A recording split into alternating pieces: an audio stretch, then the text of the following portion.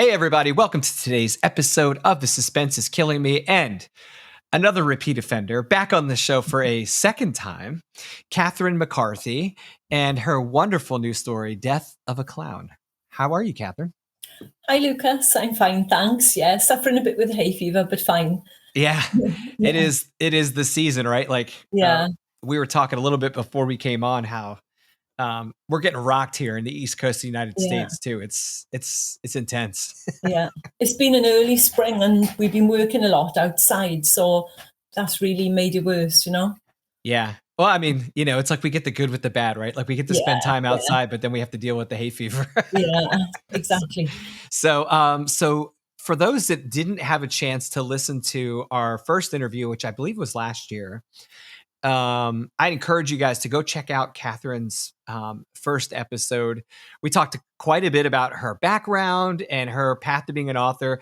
I was already a huge fan of your work before that interview, but that interview like sealed the deal for me. I'm like just a huge fan of yours. And in my Kindle is a whole slew of Catherine McCarthy. I've got all of the titles in there. Yeah. Bless And you. and I've pushed you like I'm like a little Catherine McCarthy drug dealer. I'm like pushing you on people. I'm like yesterday on the way home from the restaurant, I was telling my daughter all about you. I'm like, you need to read Oh, Mosaic, and you need to read the House at the End of Laceland Street, and all the things. So no, thanks. yeah. And so your last release before Death of a Clown was The House at the End of Laceland Street, right? Yeah, yeah, And yeah. and that's been great, right? Yeah, really good. Yeah, that was just over a year ago. Yeah, year last April. Wow. So Yeah, you're going to be almost a year to the date on release. yeah. Death of the Clown comes out May 27th. So if you guys are listening to this, it is release week, and you should definitely run out and get a copy. We have them in paperback and in ebook over at sobelobooks.com. And I would like to just start. I'll speak on behalf of Les. He's not here to defend himself, but we're just saying, like, we were just absolutely thrilled that you had this story in your hands and willing to share it with us when you submitted it, because it is gorgeous. Oh, thank you very much. And I was thrilled to sign with you as well. And I've got to say, and I'll say live on air, you've been incredible to work with, just so relaxed. And that's the way I like to work. Just Thank you.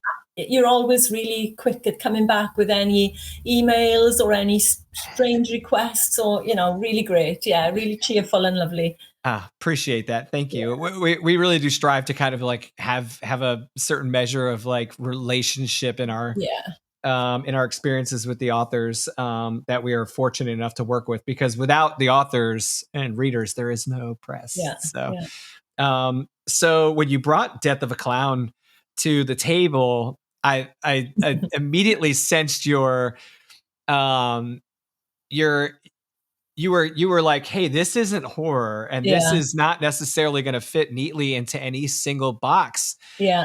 I feel like that is the strength of this story, is that it is so multifaceted, and it is a bit, I've been describing it to people as dark Disney feel to me. Yeah, yeah, yeah, yeah.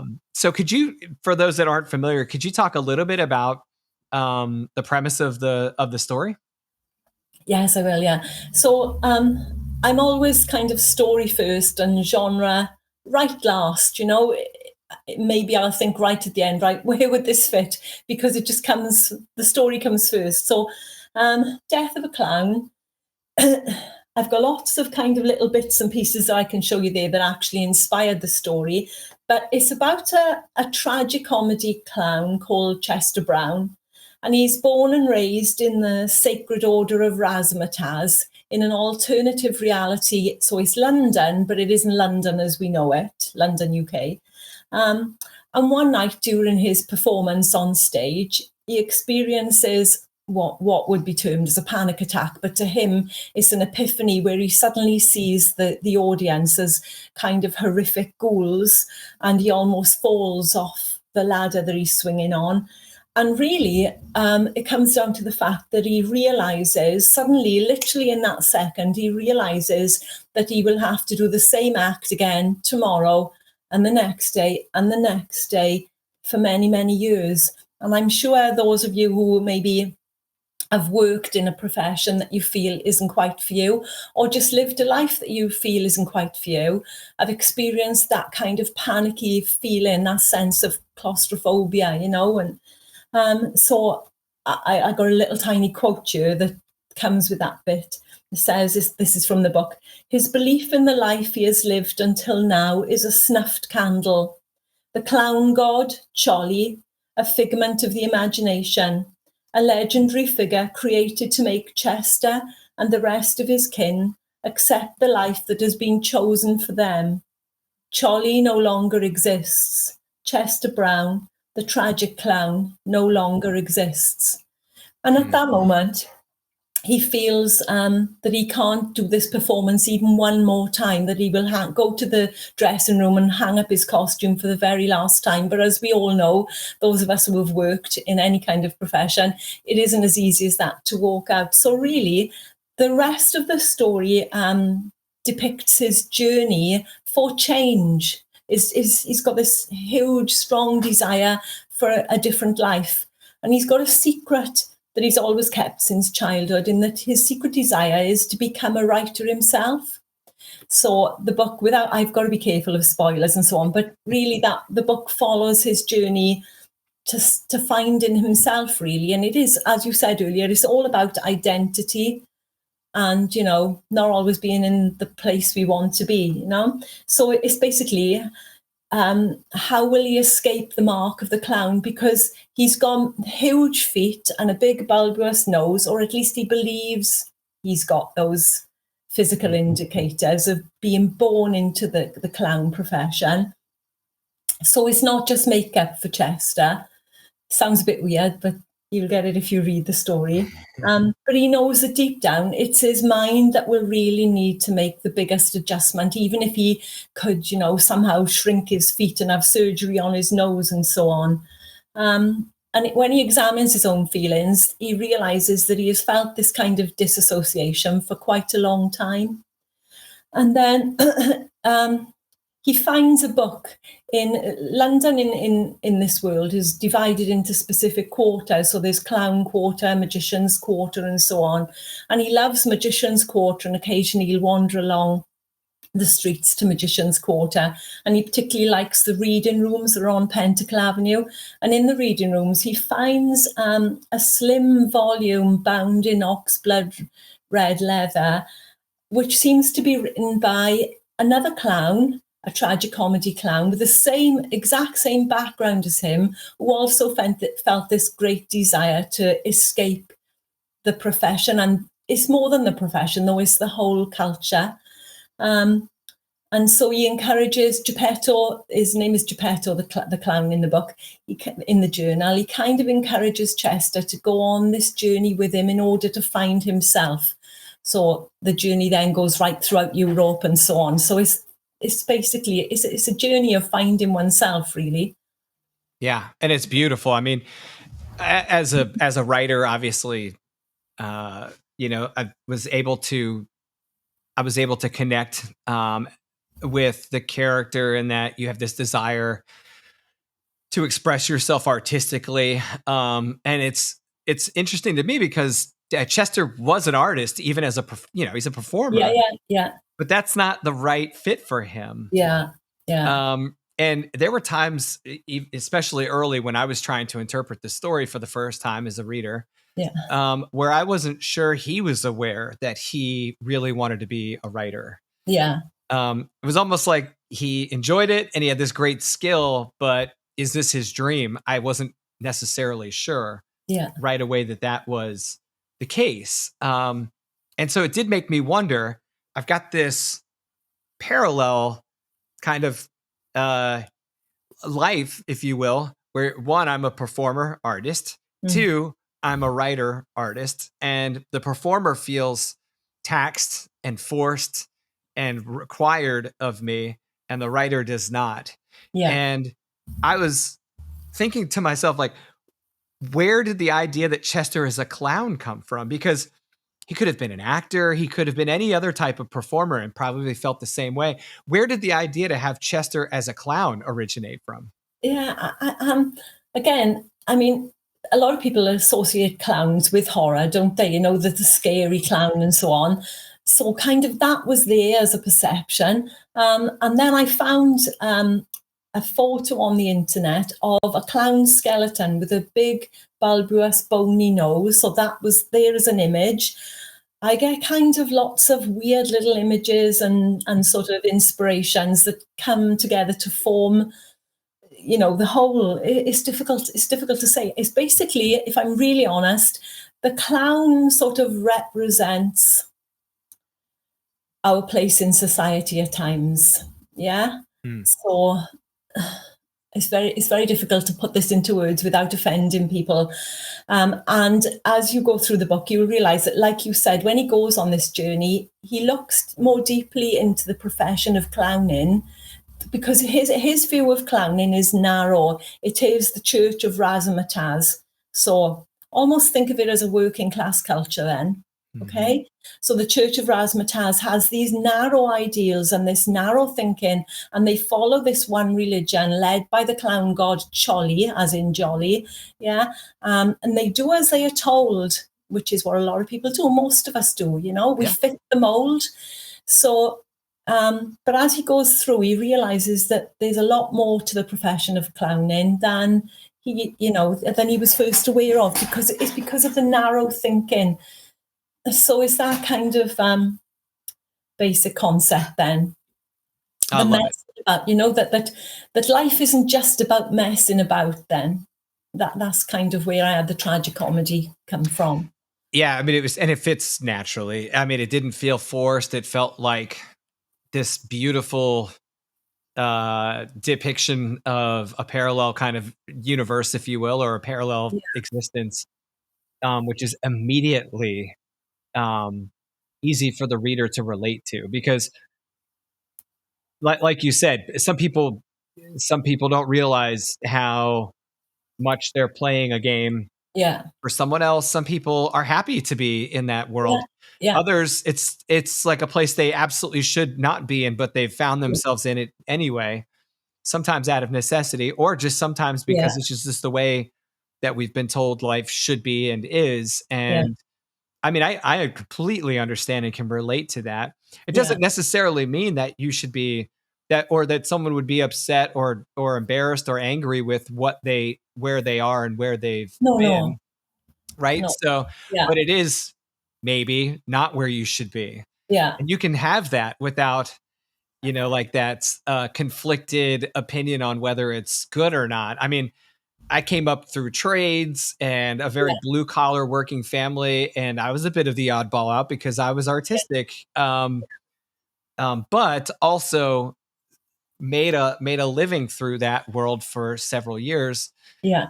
And I can absolutely see where it is easy to accept that fate without question, Yeah. right? Yeah.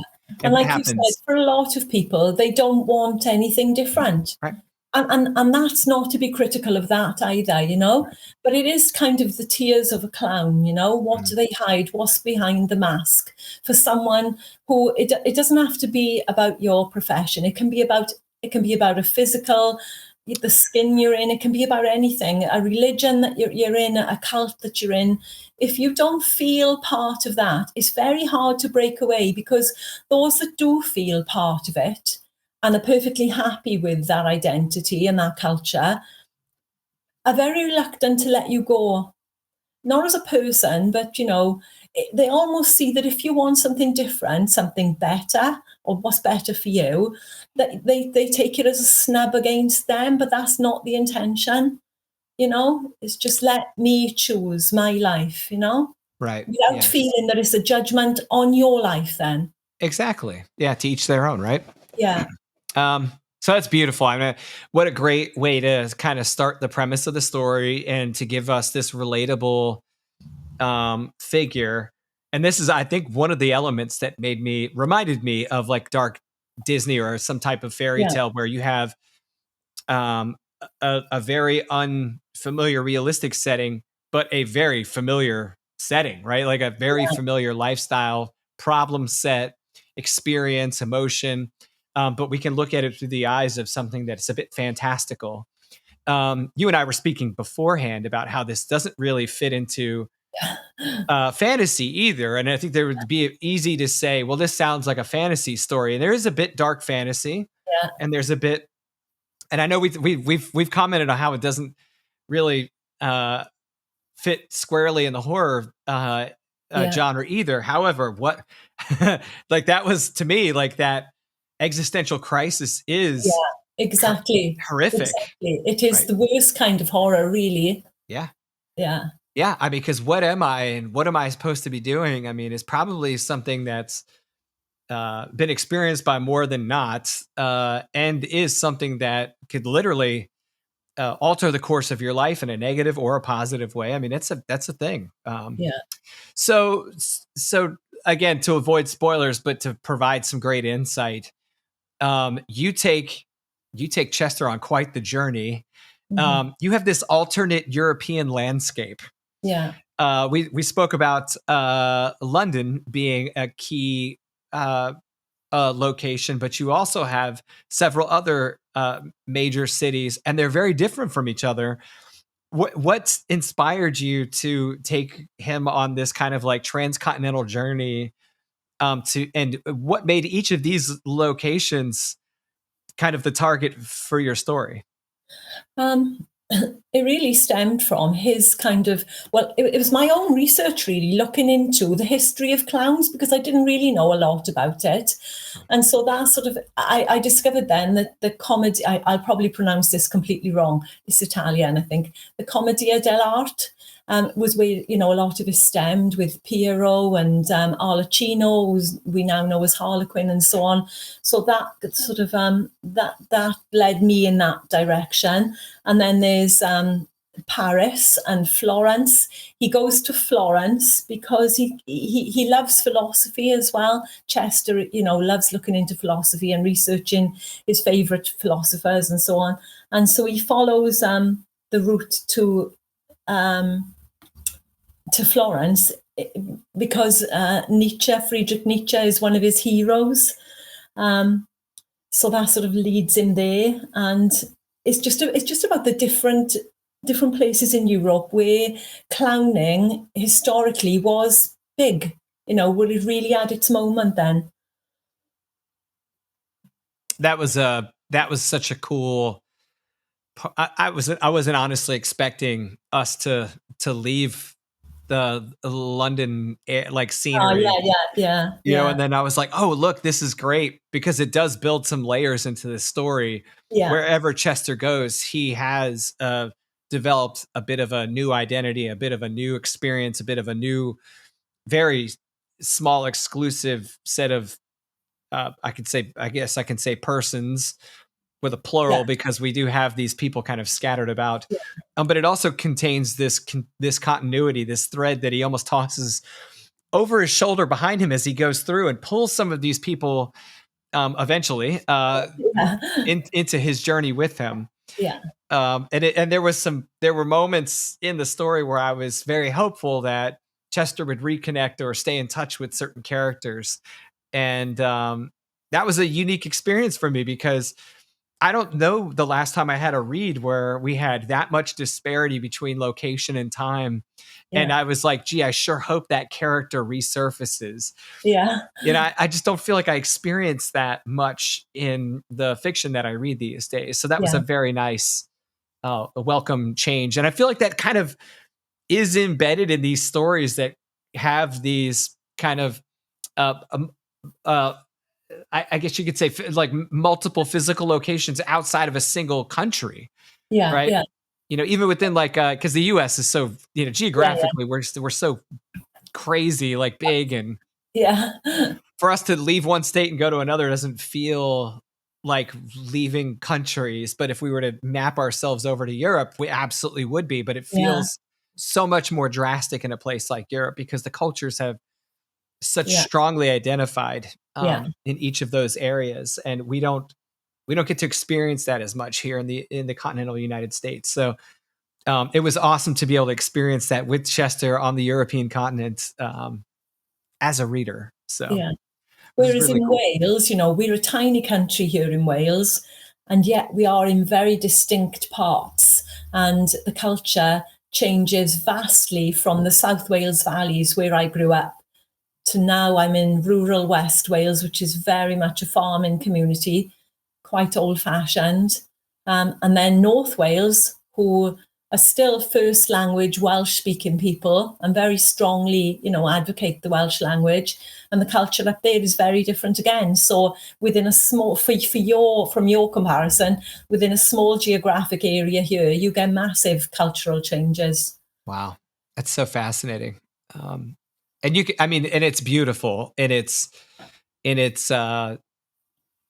flavor, right? Like the flavor Yeah. you get in this story because you take us to so many different locations, just is infusing this new breath into the story as we go every few chapters. So it's beautiful. Now, one of the other things I thought that you did really interesting and really well was you infused the story with the writings of Chester, right? Chester's writings give us these almost like palate cleansers, almost like a departure from the story for a moment. But each of those stories is almost telling us part of Yeah. Chester's story. So Yeah.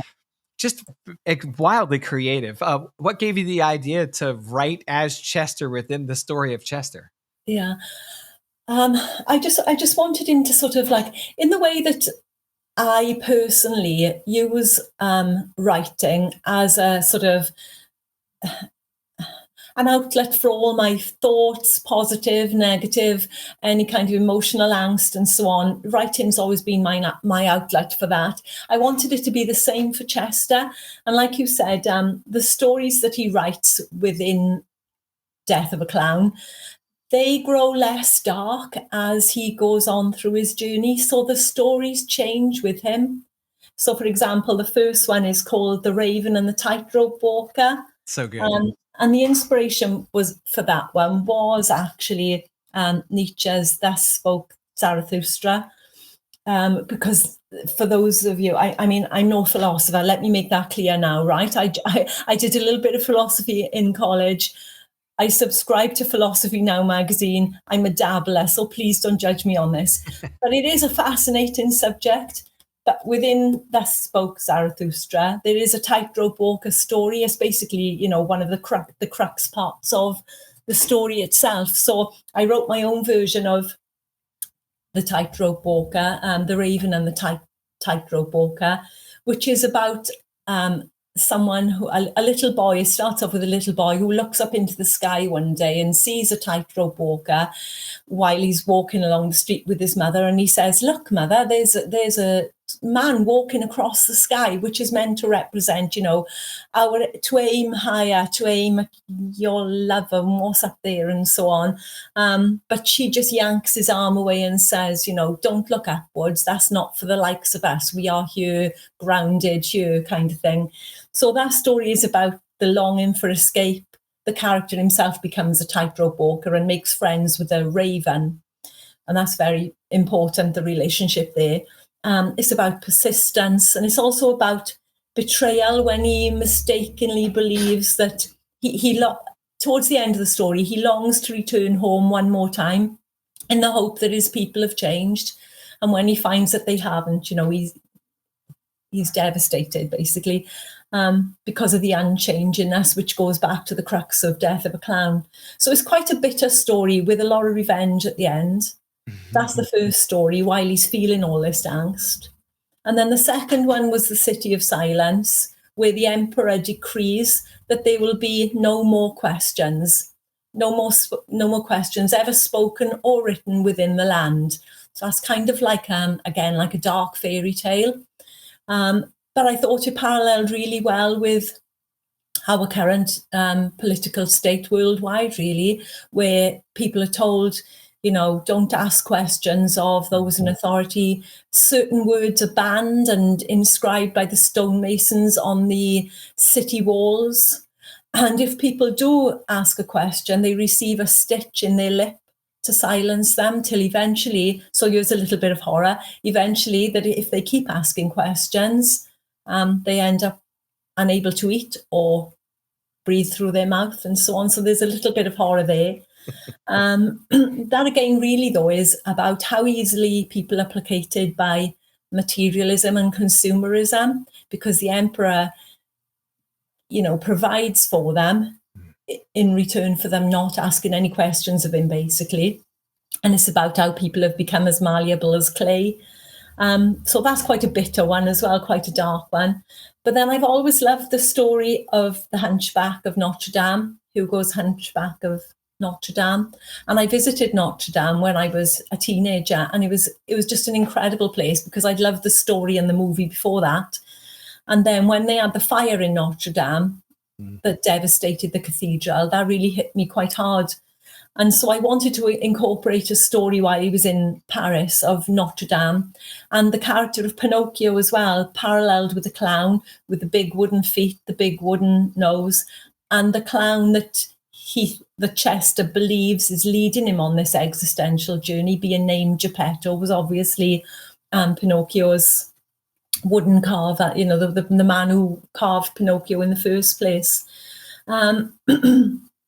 But that one is called The Three Lives of Quasimodo, and it's a really quite a lot of fantasy in that story, isn't it? It's dark, but it's less dark than the others, and it's about again the same thing as Chester, really, how Quasimodo feels different. He feels different because of his physical disabilities. But I really personally love that story because the beautiful part of it, when he follows Esmeralda into the grave and then is reborn, I think is just a beautiful little story. And then there's the last story, the last short story within the novella is the story of Arlecchino, who we now know as Harlequin. And that's a softer, more gentle story, which shows how far Chester has come. That one again is kind of fantasy, really, where he's sort of on the brink of manhood and he almost chokes on a fruit stone, and his mother on a peach stone, and then his mother reveals to him that his father was actually, wait for this, a peach tree. So she'd fallen in love with a peach tree. But that sort of, I sort of wrote that one to show the softer side of him now that he was coming out of his journey. But it was my research really into clowns that sort of stimulated that one, because I didn't realize back in a few hundred years ago that the origin of the Commedia dell'arte and Arlecchino, where we see Harlequin as depicted with the coloured diamonds on his white costume. Well, they actually represent leaves. The original story of Arlecchino was that he was kind of like an elvish character that came from the forest. So the diamonds are meant to be leaves that he pinned to his costume. So that's where that story started off. But it's just basically those stories show how he's softening as a person as he's becoming happier the further away he is from home. Wow. I mean, obviously, you've done a tremendous amount of reading and research to kind of weave all of this into Chester's story. And it's just so wildly creative. I think the first thing that I took away from this when I read it was there's nothing like this. I know. I mean, I apologize. No, don't apologize. It makes it so uniquely beautiful. And of course, as a person who is reading far more than the average person is in a particular genre, it was so nice to have a departure from the traditional storylines, the traditional characters, the traditional themes and plots and all the things. And it's not to take away from any of that. I mean, everything I read, I love, but it was nice to go somewhere completely different, in a completely different way, with a completely different guide and voice and everything. And one of the things I thought of as a fellow writer when I read this story was Catherine is a very brave author, because there is an immense amount of pressure imposed on writers today, mostly from the commercialization of the art. You got to sell books, you got to do this, you got to do that, to kind of fit into a certain rut in the road that you may or may not have made yourself, right? Like you may have identified as a certain type of writer, or write to a particular audience or a particular genre. When I thought about your stories before this, I've always thought, very like classically influenced Gothic feel to your stories, um, but definitely not a traditional horror writer in Yeah. any, like, I'd never felt that way about your work.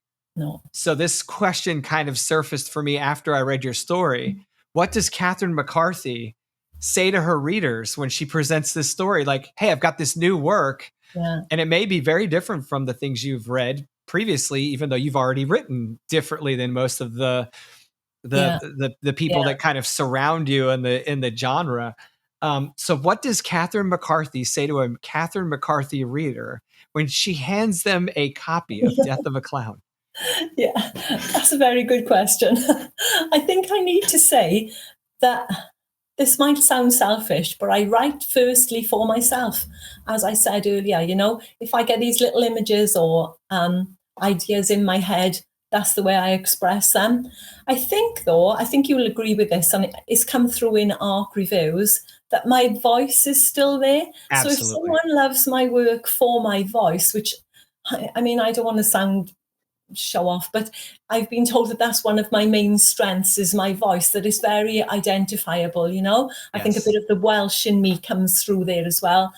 When if I give you Death of a Clown, you will still recognize it as my work for that voice that's in it. So I Yes. would say that really, but yeah, I don't try and fit the mold. I don't try and think of what will sell next and so on. And I didn't write this with any sort of great plan of even having it published. I just Mhm. wrote it because I needed to write it. Mm.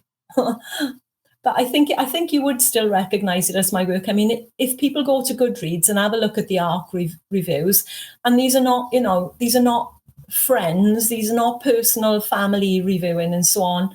So, for example, Shah from Shah's Horror Corner, when I offered it to Shah because she's loved my other work, I said, I will warn you, Shah, it's not horror. It isn't horror at all. And she said, that's okay. Even though I'm Shah's Horror Corner, and she's got a very well respected profile really, because Yeah. if she doesn't like something, she's never cruel or anything like that. She's a very positive person, but she will rate and review according to how she responds to it. She's very honest. So I was quite nervous sending it to her, especially because it was so different.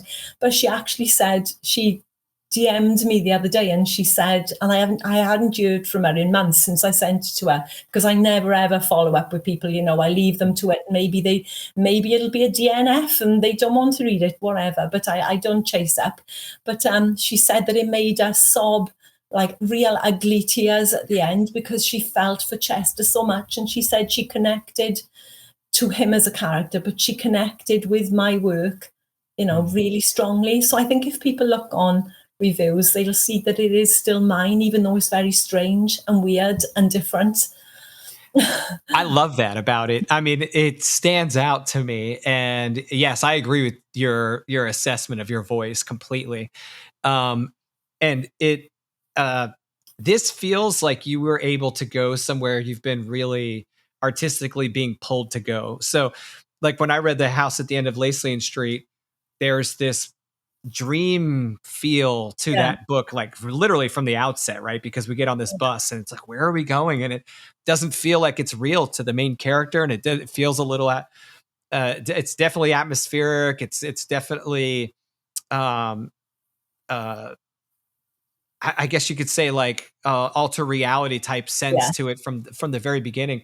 This yeah, feels similar to that, but in yeah. a much more imaginative way. So to me, I just felt like it was a continuation under a magnifying glass of your voice. It was like, Yeah. Catherine's, you really shine here. Your prose in this book is just gorgeous. It's Oh, the whole thank you so thing from much. start to finish, and it's consistent. So I'm I'm very guilty of being like a big prose nerd when it comes to the Right. show. Like, the listeners are probably like, yeah, this guy has really got a thing for listening to people's prose. But I feel like that voice, it either speaks to you or it doesn't. Yeah. And yours in this book is just so tasty. It's like chewing on a fine pastry. It's Oh, just beautifully written. And I just could read, like, you cannot, well, I can't. Other people probably can do this easily. I cannot open this book and not immediately fall in love with the way you string together your prose in these chapters.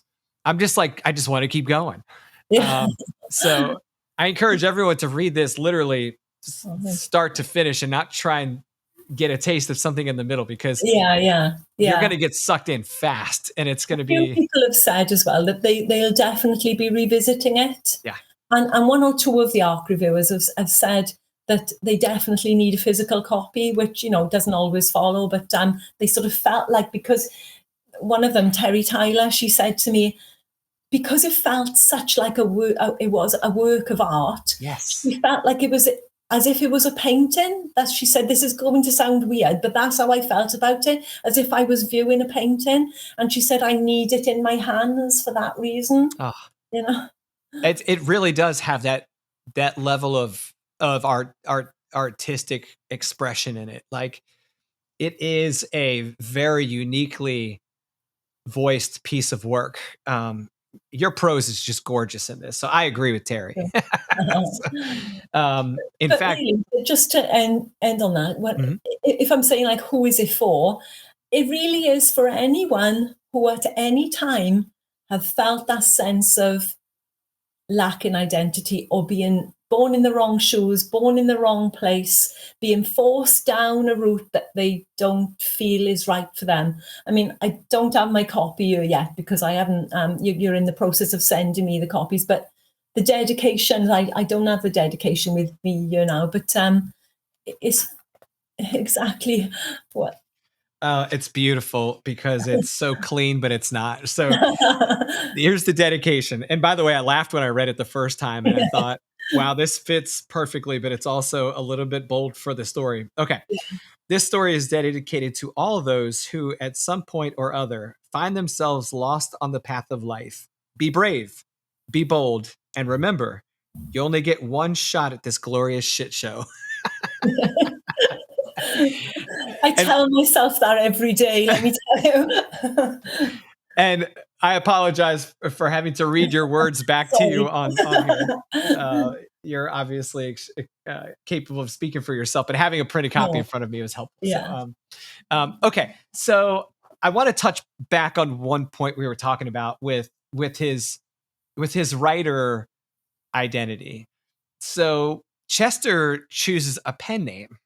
Yeah. He chooses to write his, and forgive me if I'm not pronouncing this correctly, but Runo Quill. That's right. Yeah. Right.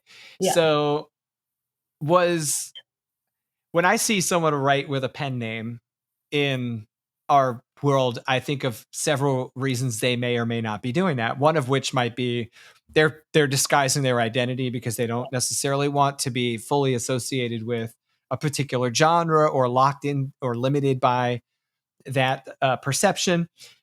They may be writing stuff that they don't want other people to know they write. That's another way to do it. In in in Chester's story, I felt like it was an escape for him. It's like a way for him to be someone else, maybe someone he wants to be. Yeah. But that broke my heart a little bit, because I'm like, well, then write with your name, Chester, right? Like, but it felt like he had to take on this other identity as like a means of like he wouldn't be able to write if he didn't. That's right. Yeah. Is that true? Yeah, it is true. Yeah. And it's also about his struggle, it's exactly like you said, like, in part of the story, he admits that he once penned a little story. I think he was the age of 6, and read it to his family, and they just basically made fun of him. And his father said, writing is not for young boys. Now get out there and practice your, unicycle skills, and that kind of thing is often said to people, isn't it? It was in the culture I was brought up in anyway. Expectations were laid in stone, Yeah. And absolutely. So he never felt that he could write. He couldn't be honest with himself then. He couldn't be honest. He couldn't give himself permission to write it under his own name. Yeah. That's heartbreaking in its own right. Yeah, of course it is. Yeah. And what a meaningful reason to have a pen name, versus what some of the other examples that I've provided. Those all have meaning, but his was inherent to the point where he probably wouldn't have written if he couldn't write under a pen name just because of the reasons you listed. So Yeah. I'm Yeah. grateful that he found one. But where did the pen name Runo Quill come from? I don't know. The quill obviously is to Yeah. do with pen. I don't know. I really can't say. I'm just strange with names. What was it? I mean, there's the clown god Cholly. There's Duke Hellington is the ringmaster. I'm trying to think of the little clownette that he's meant to. Oh, Oh yeah, the Grim Peeper. The Grim Peeper. When I first read the story out loud to Tony, my husband, because he's always like, I really strongly advocate reading a text out loud. yes. I've always said that if anyone's new to writing, never and don't do it via any sort of thing that you can get online, voice thingies, whatever. I'm too old to know what they're called. Actually read it out loud with expression. I think that comes from my teaching days because I was used to reading out loud, but you will find more mistakes and more things that need revising than by any other method. So that's my little nag for the day. But yeah, so when I first read aloud The Grim Peeper, he thought that was hilarious. But I was ecstatic to see all the names, and it's so very creative, and I also agree with your point about the read aloud. There is something when you Yeah, have to say the words in a string, it yeah, changes the flow of the writing completely. absolutely. Yeah, You cannot pick that up with just the eye. no, no, Uh, my mentor taught me that a couple years back, and at first I thought maybe it was a little bit of overkill, and then the very first thing I published was nonfiction, and I started reading it out loud, and I was like, "Oh my gosh, I'm making all these mistakes." I was like, yeah, "Let me hurry up and get this done." And that convinced me. I mean, do it once, yeah, and you will be forever convinced that is the way you absolutely. have to proofread, Yeah, or at least one of your passes on the work. Okay. So another element of this book that I found you and I never discussed, we haven't even discussed it to this point, um, is that this is an ageless, yeah, multi formatted book. I mean, I feel like anyone who can grasp the language can read and relate to this story. It doesn't matter if you're 14 or if you're yeah, 94. I feel yeah, like there yeah. is something here for everybody. It doesn't fit squarely in a genre type, but it also doesn't fit No, squarely in like an age group yeah, either. yeah. I agree. Yeah, definitely. And that was again wasn't intentional. It's just what happened. Yeah. Yeah, I would say, like you said, for anyone from 14 and above, 13, 14, depending on the level of reading and so on. Right. Yeah, because it is written so beautifully that my 14-year-old's going to put it to the test, I think, this Yeah, week. that you must let me know. Okay. Yeah. She's, by the way, is my beta reader for everything I've ever written in Right, fiction. So right. um Is she the one that does the theatre? yes. Yeah. Yeah, because I've seen some of your photos on Facebook. That's Oh, wonderful. Yeah. yeah, and the Yeah. boys too. We've got 3 theater kids and we couldn't be Right. happier. Yeah. And I love that for them because I was an artistic kid, but I didn't Yeah. even know that was an option for me growing up. No, So exactly. I never even stepped into anything like that. Yeah.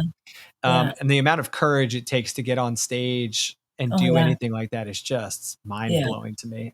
Yeah. Okay, so one of the reasons I wanted to bring up the age group of this story is to kind of highlight something that I thought was pretty magnificent about this book in particular. It's just another example of you throwing off the bounds of contemporary writing, where we're told like to make sure that you gear it toward a particular genre, you gear it toward a particular audience, and that includes age. As someone who's written borderline YA characters, I've written 18-year-old main characters in adult books. Yeah. I've been critiqued and criticized a little bit of like, hey, you got to be careful here because you might pigeonhole yourself. And I'm like, but is that true? And so as I read The Death of a Clown, I thought anyone at any phase of life that is, like you said, feels like they may or may not have their identity fully nailed down or be right where they should be. And I think that's most people, by the way. Yeah. Yeah. Yeah. This story is highly applicable to them. So I could see young artists reading this story and being kind of reinforced in their belief in themselves and in their art. Yeah. Um, Again, That's without what I would giving. I would love that, especially like as a former teacher, if a young person could make a connection there and have because it's you have to be brave to follow your heart, as in career wise, because at the end of the day we all have to eat and pay our bills, don't we? And unless you can do that, you can end up with a pretty miserable existence. That's the reality of it. And to choose a creative career, as we know, most of the time it's not well paid.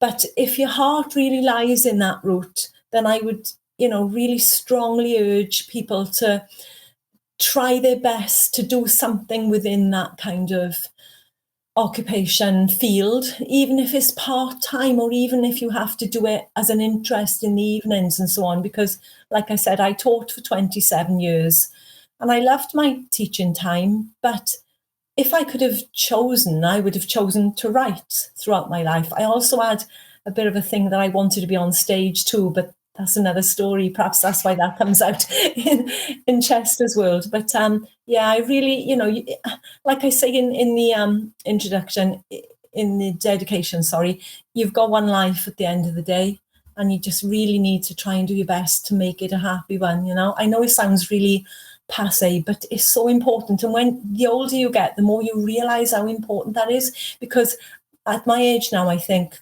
God, time is just passing and it speeds up. It really does, it flies. And you It can't does. undo those mistakes of the past. Right. There's no point in dwelling on the past and the things you would have changed. You have to go forward, but try and get it right early on if you can. Follow your heart, not just your head.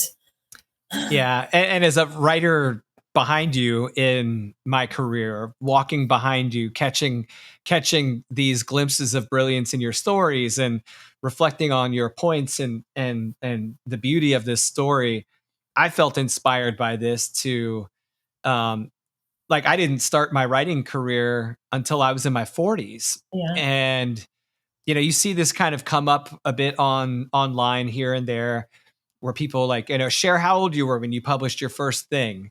I've always been a writer. I was proud of that. Even in the service, I was, Yeah. put in certain positions because I could write and Yeah. I loved writing. Unfortunately, made me a policy manager for a couple years, which is a unique type of writing for sure. Yeah. Um, but to be empowered to chase your art as something more than just a hobby at Yeah. an age where people are like, these are your earning years, you should Yeah. be Yeah. making as much money doing exactly what you can make the most money doing at your age. I kind of threw that off partway into my 40s and said, I just want to really be happy with what I'm doing. So Yeah. this story kind of reinforced that for me. And I know you've been very active recently, as many other um, women in the writing community in their 40s and 50s Yeah. have been recently expressing how Yeah. unique and different and challenging that can be for you. Is there any of that inspiring this story? I mean, did you feel inspired to kind of tell this story now because of that's the station of life you're in and your experiences? Well, I was like you, really. I've always thought of myself as a writer. I mean, I don't know if I told you this last time, but when my mother died, she knew she'd been ill for quite a long time. She had a brain tumor, so she knew she was going to die. And she left. She didn't want us to kind of flounder amongst all her possessions. She left my brother, myself, and my dad just a small amount of things that were very poignant to her that she felt that she wanted us to keep.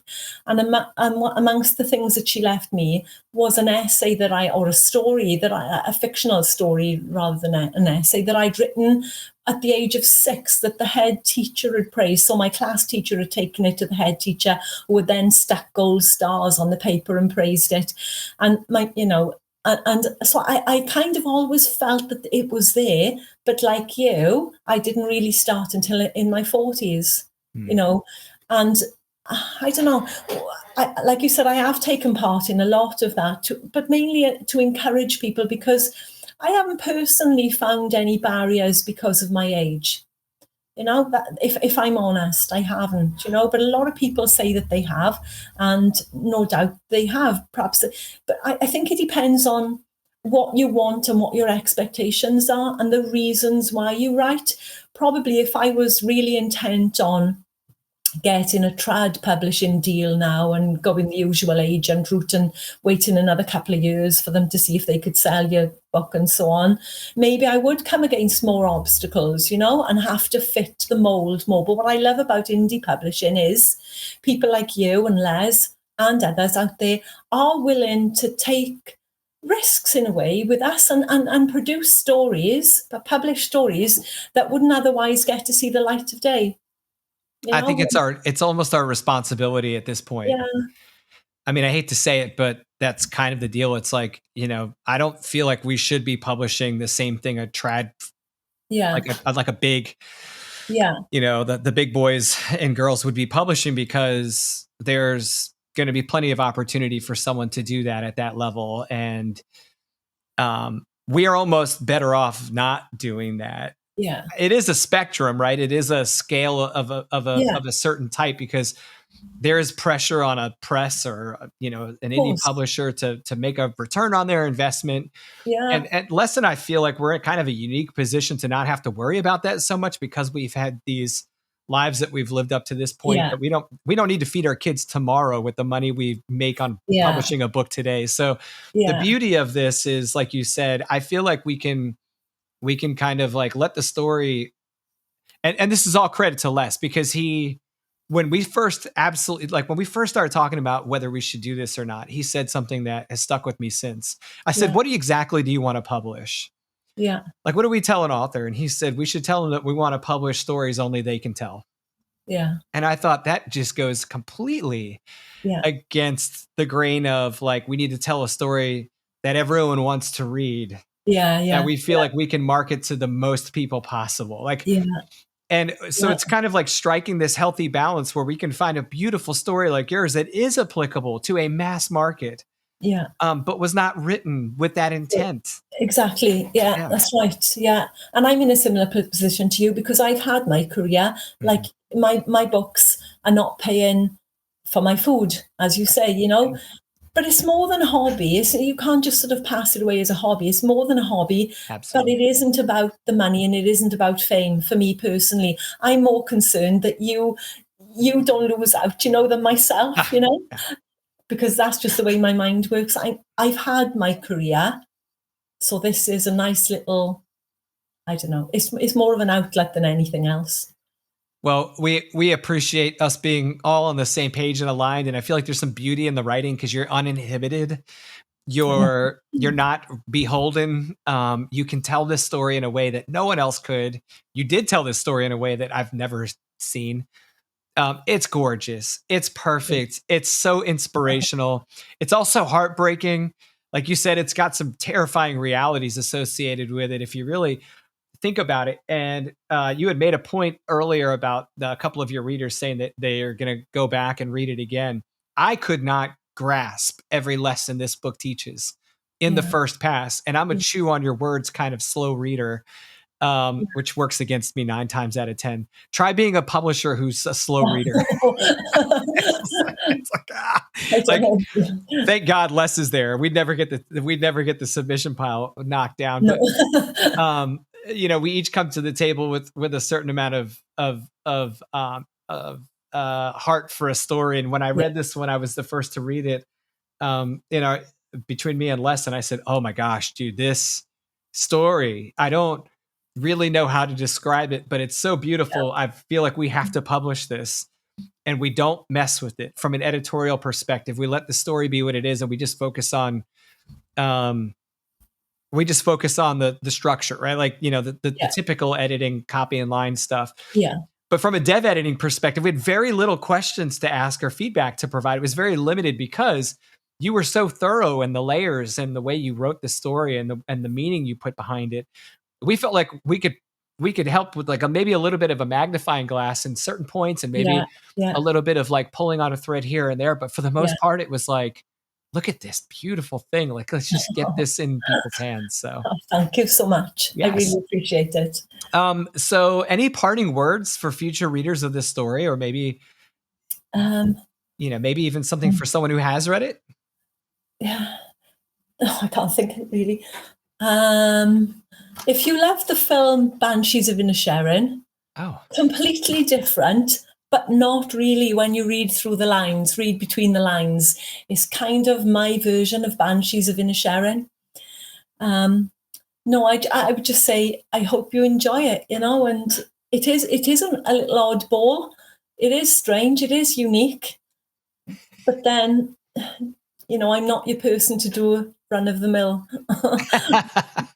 yeah. I mean, I'm sure we could hire, someone could hire you to write whatever I mean, because you're such a talented writer, you could write anything. But like, um, yeah, I don't think anyone else could have imagined this story the way you did. So thank you for taking a chance on writing it and sharing it with us. I'm just grateful you actually thought to send the email, because in our original email, you were like, I'm not sure if you're really going to want to read this, dude, but I know. yeah. Yes, yeah. Because where does it fit? It was almost impossible to query it because it is a non-fitting story for a character who doesn't fit. You Well, know? and the irony is that it'll fit in perfectly with everyone who reads it. So Yeah, what a yeah. fun story. I'm Um, sure, like you said, most people have experienced that feeling somewhere along the line. yeah, yeah, You know? absolutely. I mean, That it, feeling, I cannot go on in this way. Something has to change. yeah, or I'm trying to figure out what that is for Yeah, the first time. Like I have 3 teenage kids, and I tell yeah, them I don't know anyone who is still doing what their first job was out of high school. Like, yeah, it's like, yeah. don't put so much pressure on yourself. There That's is a right. journey to get there, and you will Yeah, find it, and you do have the freedom to change it, yeah, and you will definitely. be able to listen to yourself as your voice speaks. Yeah. Um, and it doesn't mean it's going to be easy, as Chester No, shows us. It's never easy, no. but you will get there Yeah, yeah, if you are brave enough to step off the line, yeah. like Exactly. Chester was. And some people have a different motivator for taking that step. So, Yeah. well, Catherine, thank you so much for spending your time talking about this wonderful story with everyone. Death of a Clown. It is available everywhere books are sold, also through Sobelo Books website. Catherine McCarthy, amazing, beautifully gothic, wonderfully fantastic Oh, author of Death of a Clown. You are just an absolute blessing to work with. And I hope everyone will run out and grab your book and then send you tons of emails talking about the impact it had on their lives. yeah, that So, would be wonderful. yeah. Yeah. One Um, thing I am is always honest. I'm always upfront and please very approachable as well. So if anyone ever wants to ask me anything or comment, feel free. and what's the best way for people to keep up with you, find you, I'm stay? in the middle of revamping the website at the moment. So via my Substack, I would say, Okay. yeah, my Excellent. Substack or the usual socials on Instagram, Twitter, X, sorry, Blue Sky, Facebook. Yeah, All the but places. the website at the moment needs a major overhaul. So, You got Tony working on it? yeah, amongst his to-do list that I write for Excellent. him. Yeah. Listen, All right. Well, thank you so much for taking the time to meet with us again today, Catherine. And make sure everyone run out there and grab a copy of Death of a Clown. It's a blessing to work with you, ma'am. you Thank you too. so much. Thank you. Thank you All very right. much. And we'll see everyone else in the next episode.